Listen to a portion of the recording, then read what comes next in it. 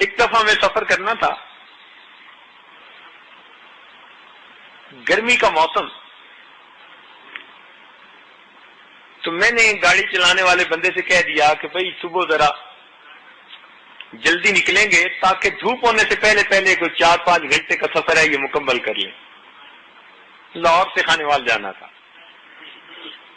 اس نے کہا بہت اچھا۔ اب اللہ تعالیٰ کی شان دیکھیں کہ جب ہم نے سفر شروع کیا تو صبح صبح تو سڑکیں خالی ہوتی ہیں اور سڑک بنی ہوئی بھی اچھی تھی، تو ڈرائیور سفر طے کرنے کے شوق میں اس کو ذرا تیزی سے طے کر رہا تھا۔ یہ عاجز پچھلی سیٹ پر بیٹھا کسی کتاب کا مطالعہ کر رہا تھا۔ اچانک اس ڈرائیور نے نا زور کی بریک لگائی، کافی زور کی بریک لگائی نا تو جیسے کوئی چیز گاڑی کے ساتھ ٹکراتی ہے ایسے فرنٹ پہ ذرا ٹکرائی بھی صحیح، آواز سی آئی۔ میں نے ان سے پوچھا کیا ہوا؟ کہتے حضرت بس کتا آگے آ گیا تھا، میں نے بچانے کی بڑی کوشش کی مگر لگتا ہے وہ نیچے آ گیا۔ میں نے کہا مجھے لگتا ہے کہ آپ نے رات کو نیند نہیں پوری کی، آپ کو نیند آ رہی ہے۔ آپ کو میں نے پہلے بھی سمجھایا کہ جب سفر پہ نکلنا ہو تو رات نیند پوری کرتے ہیں۔ اچھا ایسے کریں کہ آگے آپ کو کوئی ہوٹل ملے تو ذرا روکنا، میں آپ کو ایک ڈرائیور کپ چائے پلاؤں گا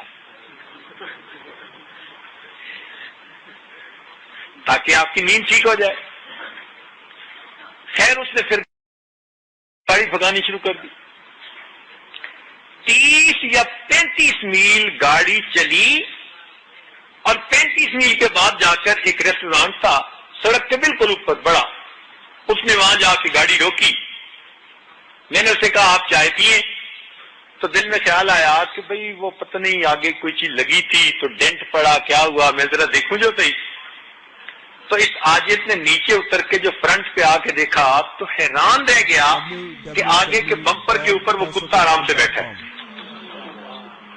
یا اللہ، 35 کلومیٹر ہم نے تیز رفتاری کے ساتھ سفر کیا، 120 30 40 پہ گاڑی تھی، کتا یوں بیٹھا ہوا۔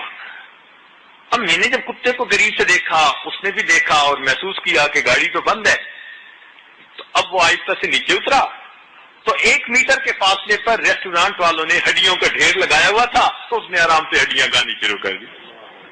میں نے کہا اللہ بس اب بات سمجھ میں آ گئی، اصل میں اس کا رزق آپ نے یہاں رکھا ہوا تھا اور کتے کے اندر اتنی استطاعت نہیں تھی کہ یہ چند منٹ میں اتنا فاصلہ طے کرتا۔ اللہ نے آپ کی ہماری گاڑی کو اس کی رائڈ بنا دیا۔ تو ہوا کیا تھا، ادھر ڈرائیور نے بریک لگائی اور ادھر اس کتے نے جمپ لگایا، تو گاڑی ذرا جہاں آہستہ ہوئی وہ بمپر کے اوپر آ کر یوں پڑا اور وہیں بیٹھ گیا۔ نہ اس کو چوٹ لگی نہ 35 کلومیٹر کا سفر اللہ نے کروا دیا بغیر ٹکٹ کے۔ رزق کا معاملہ اللہ کے اختیار میں، وہ ہڈیاں تھیں اس کا رزق، اس نے کھانا تھا، اللہ نے تعالیٰ نے اس کو پہنچانا تھا۔ یاد رکھیں اگر کسی پہاڑ کے نیچے کوئی پانی کا قطرہ ہو اور وہ کسی کا رزق ہے تو بندہ جب تک اس رزق کو نہیں کھائے گا تب تک اس کو موت نہیں آ سکتی۔ اس بارے میں اپنے رب پہ یقین پکا کر لیجیے، ٹھوس یقین جو میرے مقدر میں ہے پروردگار نے مجھے پہنچانا ہے۔ نحن قسمنا بینہم معیشتہم، اللہ تعالیٰ فرماتے ہیں یہ رزق جو ہم نے تقسیم کیا ہے اللہ رب العزت پہنچا دیتے ہیں۔